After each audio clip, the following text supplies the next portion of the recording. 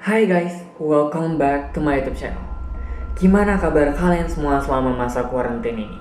Gua berharap kalian semua aman dan juga sehat selalu dimanapun kalian semua berada. So, hari ini kita bakalan membahas mengenai cerita-cerita horor pendek. Mungkin sejenis creepypasta ya. Tetapi gue udah mengumpulkan dari beberapa media dan juga situs, dan gue bakalan ceritain beberapa diantaranya kepada kalian semua. Bagi kalian yang pengen baca lebih lengkapnya, gue bakalan taruh linknya di description box, so kalian bisa lihat di bawah. So, tanpa banyak basa-basi lagi, mari kita bahas. Yang pertama, wajah itu menyeringai dari kegelapan di luar jendela kamarku. Padahal apartemenku berada di lantai 13. Khususnya bagi kalian yang siapapun tinggal di rumah atau tinggal di apartemen, bagi kalian yang punya jendela, maybe kalian harus lebih berhati-hati dengan jendela kalian. Karena bisa jadi there's something di luar jendela kalian. Aku selalu mengira kucingku mengalami gangguan penglihatan karena matanya selalu terpaku menatapku. Hingga suatu hari kusadari yang selalu dipandangnya adalah sesuatu di belakangku. Kucingnya itu, jadi setiap kali pemiliknya ini tuh pergi, kucingnya ini tuh selalu ngeliatin dia, selalu natapin dia dengan tatapan yang tajam. Padahal sebenarnya kucingnya ini tuh bukan ngeliatin dia, tapi ngeliatin sesuatu yang ada di belakangnya dia. What do you think, guys? Dari kamar terdengar suara ibu memanggilmu untuk ke dapur. Saat kamu ingin bergegas, suara ibumu berbisik dari dalam lemari kamar yang sedikit terbuka. Jangan turun, nak. Ibu juga dengar suara itu. What?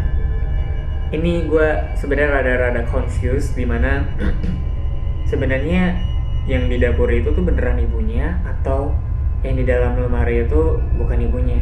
I don't know. What do you think, guys? Kalian bisa komen di bawah. Malam itu, suamiku dinas keluar kota dan hanya tinggal aku berdua dengan putra kecilku di rumah. Tapi di tengah malam, putraku yang tidur di lantai 2 masuk ke kamarku dan mengeluh. "Mama, kenapa papa terus menangis dan mengetuk jendela kamarku? Dingin," katanya. Anakku selalu tersenyum ke arah anak tangga. Padahal tak ada siapa-siapa di sana. Saat aku tanya, dia sedang menyapa siapa? Katanya, "Mama tidak lihat. Ada kakak perempuan yang sedang main ayunan di lehernya. Matanya besar, lidahnya selalu terjulur keluar, dan senyumannya lebar." What? Ada kakak perempuan yang sedang main ayunan di lehernya. Hah? How's that possible? Gimana caranya? Matanya besar, lidahnya selalu terjulur keluar, dan senyumannya lebar. Kamu tak akan bisa menemukan hantu. Coba saja tengok ke kanan, tengok ke kiri, ke bawah ranjang, atau ke balik lemari. Asal jangan menongak ke langit-langit, karena mereka tak suka dilihat manusia. Apakah kalian sudah mencobanya?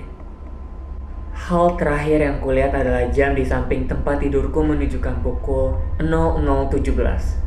Sebelum kukunya yang panjang dan busuk menembus dadaku. Sedangkan tangannya yang lain menahan jeritanku. Aku terbangun lalu duduk tegak. Lega karena itu semua cuma mimpi. Tapi saat aku melihat jam menunjukkan waktu 00.16, aku mendengar pintu lemari bergerak terbuka. 1 detik sebelum kejadian itu terjadi. Gimana menurut kalian? Saat aku menyelimutinya di tempat tidur, ia berkata, "Ayah, periksa apa ada monster di kolong tempat tidur." Aku menengok ke kolong tempat tidur dan aku melihat ia yang lain, di kolong tempat tidur. Menatapku sambil gemetaran dan berkata, "Ayah, ada seseorang di atas tempat tidurku." Jadi, yang tadi papanya ngomong sama di atas tempat tidur itu siapa? Tidak ada yang bisa mengalahkan kelucuan tawa bayi. Kecuali jika saat ini pukul 1 malam dan kau sendirian di rumah. Maybe kalau misalkan itu terjadi sama gue bakalan kabur dari rumah itu kayaknya. Aku tidak bisa tidur, ia berbisik seraya-seraya naik ke atas ranjang di mana aku tidur. Aku terbangun dengan kedinginan. dan tanganku mencengkram pakaian yang dikenakannya saat ia dikubur. Jadi itu mayat di atas tempat tidurnya, guys. Gimana menurut kalian? Aku tetap bersikukuh membakar boneka milik anakku, meskipun ia menangis karenanya. Ia tak tahu betapa takutnya diriku karena dikiranya akulah yang memindahkan boneka itu ke ranjangnya setiap malam. Jadi setiap hari bonekanya itu bergerak sendiri ke tempat tidur anaknya. Dan anaknya tuh kira kalau misalkan mamanya yang naruh bonekanya itu di tempat tidurnya dia. Padahal sebenarnya bonekanya bergerak sendiri. Ia duduk di ruang tunggu klinik sembari menatap lukisan wanita mengerikan dengan senyum keji menghiasi wajahnya. Setelah beberapa saat, ia tersadar bahwa apa yang dilihatnya bukanlah lukisan, tetapi cermin. Kalian bisa bayangin kalau misalkan kalian lagi kayak ngeliat lukisan, terus ternyata itu bukan lukisan yang kalian lihat, tapi itu sebenarnya real atau nyata. Aku kasihan pada anak itu yang sudah lama mencari kakak yang hilang. Aku pun membunuh anak itu supaya dia bisa bertemu kembali dengan kakaknya. Hal yang sama aku lakukan pada kakaknya dahulu. This is psychopath, right? Aku tak menyukai kekasih baru ibuku. Dia jahat seperti iblis. Aku memecahkan gelasnya ketika dia minum, mematikan lampu ketika mereka berpesta, bahkan menjatuhkan foto lelaki itu dari atas meja. Tapi ibu tetap tak menghiraukanku. Aku sayang ibu dan ingin memastikan ibu tak mati sepertiku. Jadi dia udah mati dong. Aku adalah penulis. Tugasku adalah menulis cerita pembunuhan dan prosesnya. Tapi yang paling kusukai dalam pekerjaan ini adalah suara jeritannya. Jadi selama dia nulis, dia juga menyiksa korbannya. What? Aku tidak bersungguh-sungguh ingin melompat dari lantai 2 rumahku. Tapi adikku yang lucu telah mendorongku dari sana hingga patah leher. Syukur aku masih selamat. Aku tidak heran, mungkin adikku hanya meniru perbuatanku setahun lalu padanya. Yang sayangnya saat itu dia tidak selamat.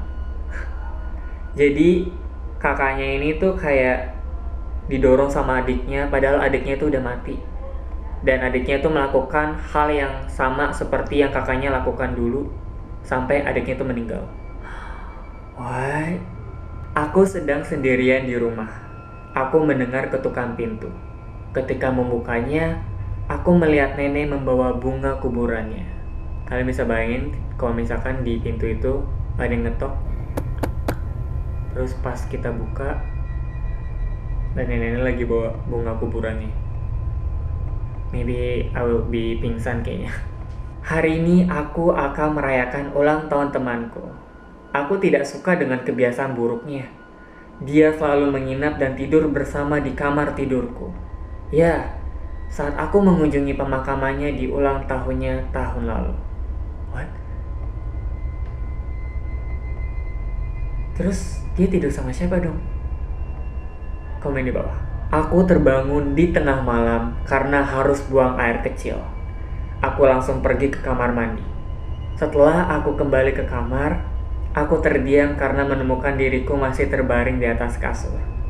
Jadi arwahnya keluar dari tubuhnya gitu. So ini adalah yang terakhir, guys. Kau hampir terlelap tidur dengan nyaman ketika kau mendengar seseorang membisikkan namamu. Padahal kau tinggal sendirian. Pas kalian lagi tidur, tiba-tiba ada bisikin ke kalian. So guys, itu dia cerita horor pendek kita hari ini. Gimana menurut kalian? Mana cerita yang paling kalian sukain? Kalian bisa komen di bawah. Dan thank you so much for all of you guys yang udah nonton video ini. Dan jika kalian menyukai video ini, jangan lupa untuk klik like dan juga kalian bisa mensubscribe channel ini agar channel ini dapat bertumbuh menjadi channel yang lebih baik lagi. Dan kalian juga bisa share video ini kepada teman-teman kalian semua. Tetap semangat and you'll see me in the next video. Bye!